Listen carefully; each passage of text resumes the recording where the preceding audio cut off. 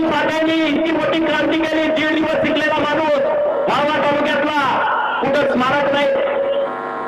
हे सगळं बघा, कर्मवीर भाऊराव पाटील जैन समाजाचा माणूस, या महाराष्ट्रातल्या भूजनांना मोफत शिक्षण मिळालं पाहिजे म्हणून त्यांनी स्वतःचं आयुष्य फकून घेतला. अरे कर्मवीर भाऊराव पाटलांच्या मुलाचा महाराष्ट्र उभा आहे, परंतु या जिल्ह्यातल्या प्रस्थापितांना कर्मवीर भाऊराव पाटलांचं ऐकवले गावात सुद्धा स्मारक करावं वाटलं नाही. ही माझी भूमिका आहे. तुमचे कुणाकुणाचे घरातले लोक म्हणजे जिल्हा म्हणजे महाराष्ट्र या गोष्टी महाराष्ट्र आहे, त्याला वाटतं मी चुकीचं बोलतोय. म्हणजे गोपीचंद पडळकरचे संस्कार खराब आहेत.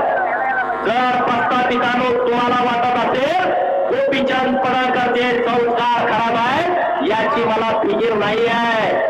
तुम्हाला काही वाटू दे, त्याचं मला घेणं देणं नाही आहे, त्याचं मला घेणं देणं नाही आहे. अरे हम जमाने का ख्याल नहीं रखते, हम जमाने का ख्याल नहीं रखते. क्या नजीब क्या जमीर न माने वह सलाम नहीं करते. गोपीचंद पडळकर झुकत नाही, हे आमचं सगळ्यात मोठं दुःख आहे. आणि पण मी विषय मांडतो त्याच्यावरती बोला ना, मी जे विषय मांडले त्याच्यावरती चर्चा करा ना. मी काय म्हणतोय, महाकालीन साखर कारखाना ज्याचं 110 कोटी कर्ज होतं आणि बँकेनं ती विक्री करायला परवानगी दिली, त्यातली 7 एकर जमीन विका आणि ते कर्ज भरा. 30 लाख रुपये दरानं त्यांनी ठरवली. त्या पोरानं माळ्याची लिंगायताची पोर आहे, त्यांनी 15 कोटी रुपये बँकेने भरले. आता उद्या जरी बँकेनं सांगितलं तर 35 कोटी रुपये त्यांची भरायची तयारी आहे. मग तुम्ही तो कारखान्याची जमीन का विकू देत नाही? कारण तुम्हाला अख्खा कारखाना ढापायचा आहे. 279 एकराचा 30 लाखानं घर काढलाय म्हणजे विचार करा. कोर्टानं परवानगी दिली, तुम्ही 7 एकर विका. 7 एकरात कारखाना जिवंत राहतोय. 220 एकर जमीन कारखान्यात राहते, कारखाना शिल्लक राहतोय. जयंत म्हणतोय नाही, मला अख्खा ढापायचा आहे.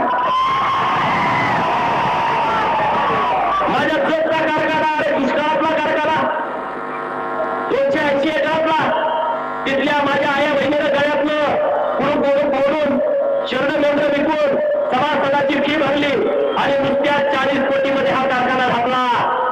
280 एकर जमीन आहे आणि तिथं 10 लाख रुपयाचा दर आहे. मित्रांनो, 280 गुंठे करा आणि गुरुले 10 लाख करा आणि मग मंगळसूत्र तोड भरा. तुम्ही म्हणताय माझ्यावरती खोटा आरोप करून तुम्ही तर बघा अख्खे कारखाने टाकता. माझ्यावरती मंगळसूत्र तोडीची तुम्ही केस घातली, तुमचा धंदा तो आहे ना, तुम्ही काय करू शकता? तुम्ही म्हणू शकत नाही. तुम्ही पोलिसांना पुढे करू शकता, तुम्ही काय करू शकता? तहसीलदाराला पुढे करू शकता, तुम्ही काय करू शकता? तुम्ही तलाट्याला पुढे करू शकता.